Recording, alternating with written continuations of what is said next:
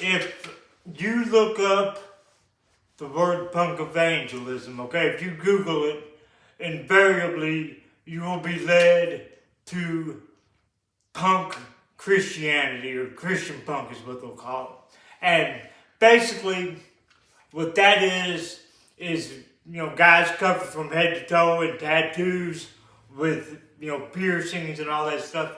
And they don't have a different message. It's the same message you go see Bob Russell speak at Southeast Christian, but they're just doing it covered in tattoos. It's all style, it's not about the substance.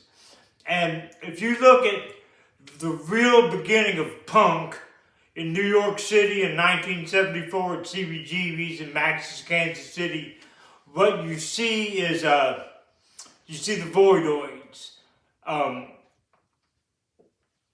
windbreakers and band, there's no mohawks and safety pins in their faces and Doc Marten boots and stuff. No, they're regular looking people. I mean, the origins of punk come out of the Velvet Underground. If you ever seen any of their old videos, they're just wearing regular clothes. I mean, they're basically outcasts from the Brill Building. There's no style, it's their substance. And, the only really uniform, the Ramones, they wore, like black leather jackets and blue jeans and t-shirts. But it's not anything what you think punk is.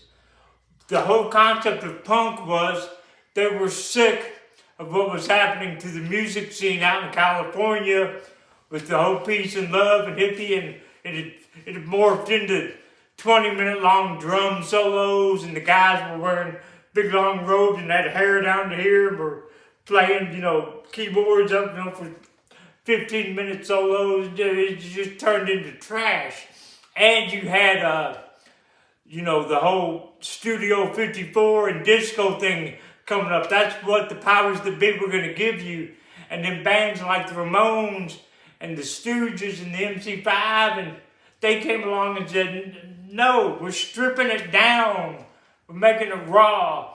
We're making it just what it was in its essence. And everybody thought it was dangerous. Debbie Harry, the lead singer of Blondie, she was 5'2" or 3 inches tall. Beautiful little girl. If you ever seen pictures of Debbie Harry from the 70s where she's wearing like shorts and a t-shirt, just a little cherub, beautiful. And they said when she would come to a restaurant, they would have extra security. They thought she was going to pull out a knife and stab everybody because she was a punk. And they totally missed the whole point. And that's what I'm trying to do here with my ministry. The whole, I call it, it's not for Christians. Okay? It's for the people that don't believe it. That's why I call it evangelism. I'm trying to make converts here. I'm not, those absolute devout Christians that have turned into sanctimonious plastic. This world's going to hell in a handbasket. And they're just sitting back and go, well, that must be God's will. That's not what we're about. And, I was talking to my friend Amos Martin. He wrote Time Out for God, if you've ever read. He played in 3 Super Bowls. Great guy, good friend of mine. He said, we agree, there is a great Christian revival coming to this world. And I believe it will be precipitated here in the United States of America, and it's going to be something different. It's going to be dangerous preaching. See, if you're beholden to a 501c3 where you don't have to pay taxes, but you can't deviate from the beast, if you want to call the whole money system the beast, you better do what they tell you. You're going to lose your tax-free status, your tax-exempt status.